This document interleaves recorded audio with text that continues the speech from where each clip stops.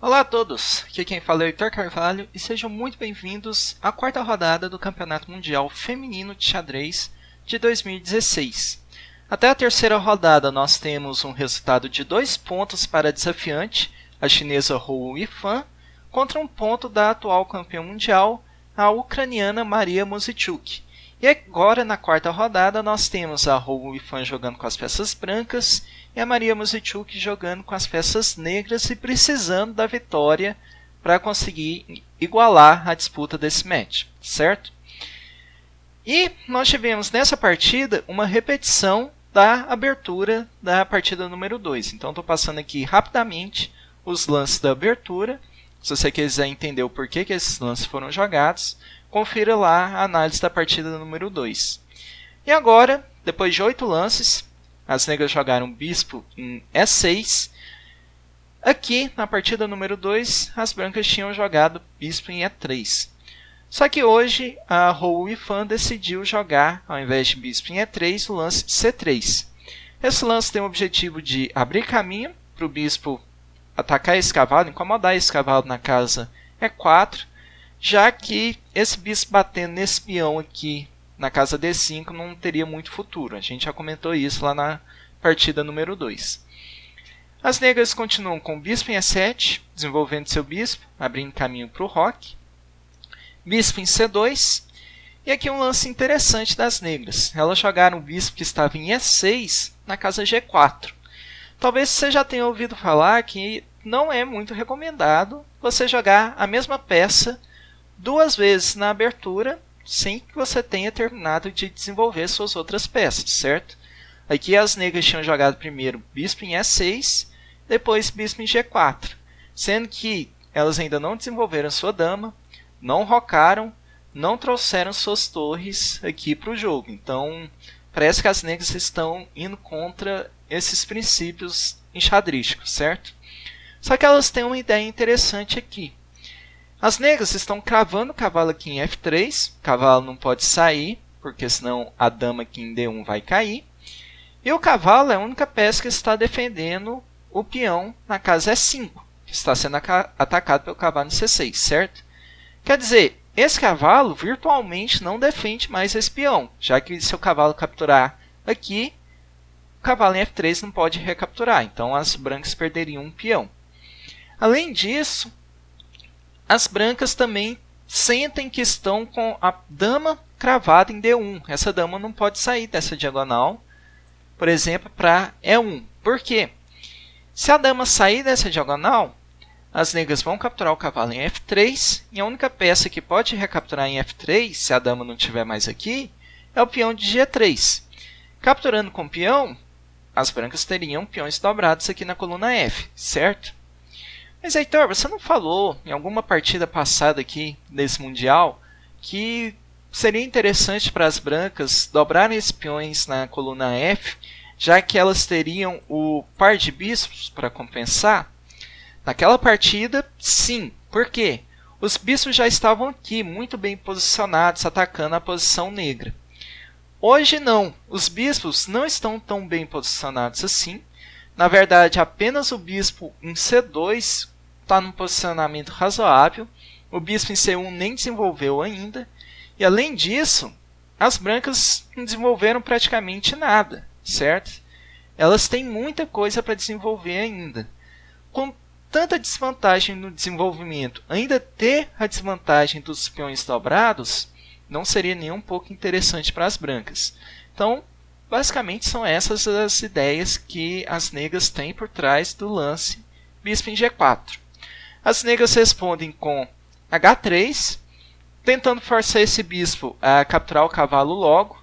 Dessa forma a dama pode capturar o cavalo sem precisar capturar com o peão e saindo da cravada, certo?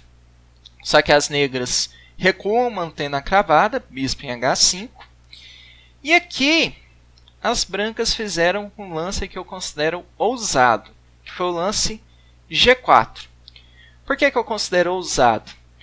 O lance G4, você está praticamente abrindo mão do seu roque. Qual que é a vantagem de você fazer o roque? Ter a proteção dos seus próprios peões na frente do rei. quando você começa a avançar todos os peões da frente do seu rei, a proteção do roque se torna inexistente, certo? Então o rei branco aqui vai ficar bastante pelado. Por que eu considero esse lance ousado e não duvidoso ou até mesmo fraco? Porque é a opção que o computador dá para a gente como primeira opção. Não me pergunte por quê. Eu não acho que tenha compensações o suficiente para as brancas poderem avançar esse peão. As brancas não estão desenvolvidas ainda. As negras me parece que estão bem melhores no desenvolvimento. As negras também parecem ter mais espaço.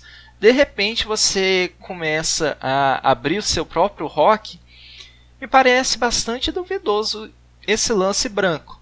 Só que o computador falou que essa é a primeira opção, então eu considero que as jogadoras que estão jogando o Campeonato Mundial saibam o que estão fazendo, certo? Ok, Heitor, você considera que esse lance é duvidoso. O que você faria então? Eu jogaria o lance Bispo em F4. Por quê? Eu já falei que esse cavalo virtualmente não está defendendo mais esse peão, certo? Se o cavalo capturasse aqui, o cavalo em F3 não poderia capturar por causa da cravada do bispo.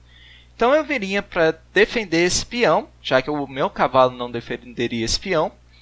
E se, por exemplo, as negras rocam, eu jogaria cavalo de B em D2, com o objetivo de liberar a minha dama para jogar e também liberar meu cavalo para jogar.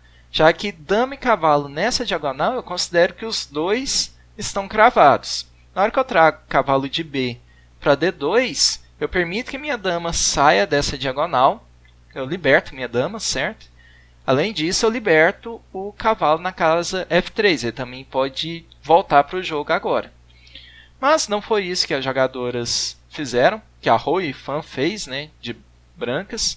Ela preferiu jogar G4. As negras responderam com bispo em G6, recuando a peça que estava sendo atacada.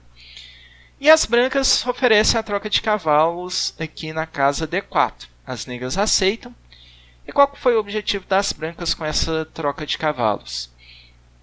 Elas estão procurando abrir essa coluna C para poder atacar o peão fraco aqui em C7. Esse peão aqui não tem nenhum peão para proteger ele, certo? Então ele é um peão fraco. Em uma coluna aberta, seria um alvo excelente para as peças pesadas das brancas. Se eu ponho uma dama ou um conjunto de torres aqui, a gente pode ter um ponto de ataque muito forte. Além, é lógico, das brancas estarem dominando agora o centro com peões. O lado ruim desse lance é que o peão branco em D4 vai ficar um peão atrasado. Esse peão não vai ter nenhum peão aqui em nenhuma coluna adjacente que possa fazer companhia para ele, possa apoiá-lo caso ele seja atacado. Se ele for atacado, por exemplo, por cavalos aqui em C6, S6. Só que como essas ameaças de ataque ao ponto D4 não são iminentes, as brancas consideram que o ataque delas dá conta de chegar aqui em C7 antes. Então seria vantajoso para as brancas abrirem essa coluna mesmo isolando seu peão em D4. Aqui as negras esquecem seu peão em C7, elas não estão preocupadas com esse peão agora, porque elas veem que elas têm a oportunidade de jogar H5, tentando abrir a coluna H. Por quê? A torre entrando na coluna H, as peças negras já estão muito bem desenvolvidas aqui na ala do rei. As negras sentem que podem conseguir um ataque muito forte aqui na ala do rei. Então, não se preocupe com o peão em C7. As brancas ainda têm que coordenar seu ataque nesse peão. Eu vou começar o meu ataque imediatamente aqui com H5. As brancas respondem com F6, defende o peão aqui em G4, desculpa, F3, certo? Defendem o peão aqui em G4, ao mesmo tempo que atacam o cavalo aqui em E4. O lado ruim é que as brancas definitivamente desistiram do seu roque, certo? As negras fazem um lance também um pouquinho ousado para o meu gosto. Elas jogam um cavalo em G3. Elas estão vindo com tudo no ataque. Esse cavalo não está sendo protegido por ninguém.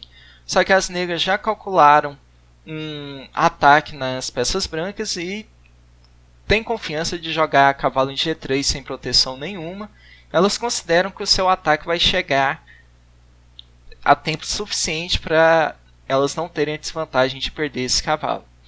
Qual que é a ideia desse lance? Bem, elas mantêm a pressão de abrir a coluna aqui, a coluna H, elas não trocam aqui imediatamente, certo? Elas tiram a peça que estava sendo atacada, ao invés de recuar ela, elas trazem ela para dentro da posição adversária, atacando a torre aqui em F1, ao mesmo tempo em que abre um caminho para a troca de bispos aqui nessa diagonal. Então, as negras têm todas essas ideias no momento. As brancas respondem com torre em F2, fugindo do ataque do cavalo. E aqui as negras poderiam tentar trocar os bispos nessa diagonal, aqui na casa C2. Só que eu imagino que as negras pensaram que trocando essas peças em C2, elas instalariam a dama branca em C2 e dama e torre na fila 2 aqui, essas peças em conjunto poderiam atuar aqui defendendo a posição branca, né? Ajudando, fazendo o papel dos peões do roque, evitando que o ataque negro chegue com toda a força. Então, eu imagino que tenha sido por isso que as negras não tenham trocado as peças em C2. Ao invés disso, elas foram direto para o ataque. Elas capturaram o peão de G com o seu peão de H, aumentando ainda mais a pressão em cima dessa coluna que está se abrindo. As brancas responderam com bispo toma em G6, certo? Tentando diminuir um pouco esse material das negras. As negras continuaram com torre toma H3. A ameaça das negras é torre em H1, cheque, apoiado pelo cavalo. Na hora que o rei sair, a dama aqui em D1 cairia, certo? Então, as brancas não podem salvar esse seu bispo aqui, elas têm que fugir com a sua dama.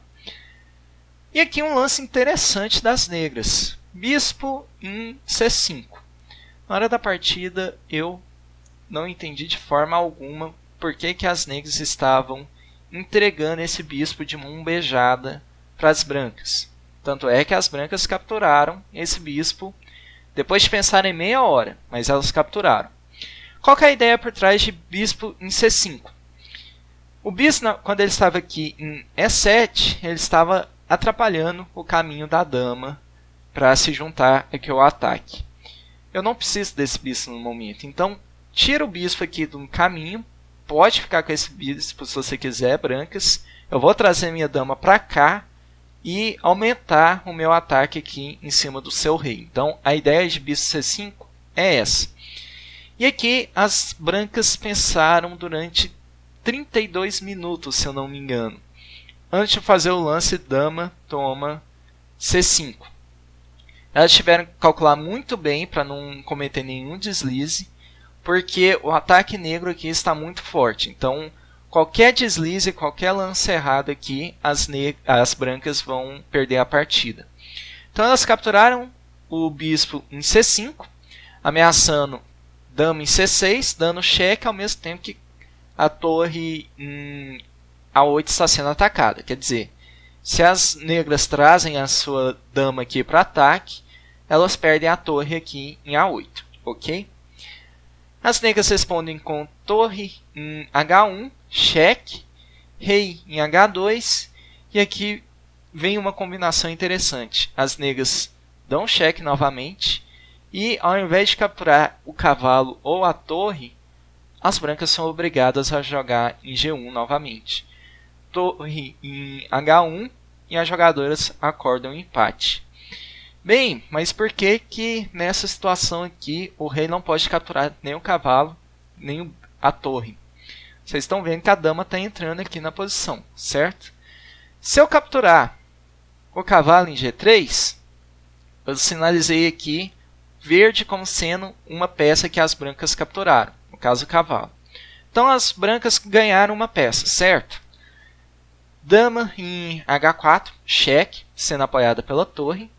o rei tem que fugir, rei em F4, peão toma F3, cheque da dama, descoberto, o rei tem que fugir, dama toma a torre que estava aqui em F2, cheque, sendo apoiada pela torre, quer dizer, você tinha ganhado no cavalo, você já perdeu a torre, já não foi tão vantajoso, só que não vai acabar por aqui, olha o tanto que seu rei está exposto, rei em D3, dama em F1, cheque, o rei não pode vir para essa fila porque a torre está cobrindo ela, o rei tem que fugir, dama toma C1, você perdeu o bispo, que era o cavalo que você tinha capturado ali, né? Então, no final das contas, você perdeu, na verdade, uma torre, além do seu rei estar completamente exposto e o ataque está chegando de forma fulminante. Então, a gente já viu que capturar esse cavalo em G3 não é legal. Bem, mas então, se eu capturar a torre aqui em H2, por que eu não posso fazer isso? Eu que pergunto para vocês. Eu recomendo que vocês parem o vídeo agora e procurem mate em 3 lances que as negras têm. Então, parem o vídeo, procurem mate em 3 lances. Ok, agora que vocês já acharam esse mate, só me resta mostrar, né? Dama em H4, rei em G2, dama em H3, rei em G1, dama em H1, checkmate. Então, por causa dessas continuações, as brancas parece que podem ganhar algum material, né? O problema é que elas estão tão expostas que elas são forçadas a jogar em G1 e aqui elas conseguem um empate, já que as negras vão fazer repetição de lances. Apesar de ter um ataque muito bom, as negras não dão conta de arrematar esse ataque. Então, tivemos uma partida bastante curta, certo? Só que bastante interessante, com um ataque muito interessante aqui das negras. Eu realmente não entendi como que as brancas conseguiram ficar tão atrás no desenvolvimento, mas é uma lição que as brancas aprenderam, né? Tem que desenvolver melhor, tome mais cuidado com a sua posição. Então, depois de 4 rodadas, nós temos agora 2,5 pontos para Hou Yifan, a desafiante da China, e 1,5 ponto para a atual campeã mundial, Maria Muzichuk, que na próxima rodada vai ter as peças brancas e talvez assim ela tenha alguma chance maior do que ela teve nessa partida de tentar igualar a disputa desse match. E se você gostou de todos esses temas táticos que nós tivemos nessa partida e quiser desenvolver um pouquinho mais esses temas, bem, eu vou deixar bem aqui um card para uma série que eu já fiz aqui no canal de fundamentos de tática que a gente trata justamente como conseguir achar melhor esses temas táticos no tabuleiro, certo? Então, clica aqui, você vai ser redirecionado para essa série, ok? Eu vou ficando por aqui e eu vejo vocês no próximo vídeo. Tchau!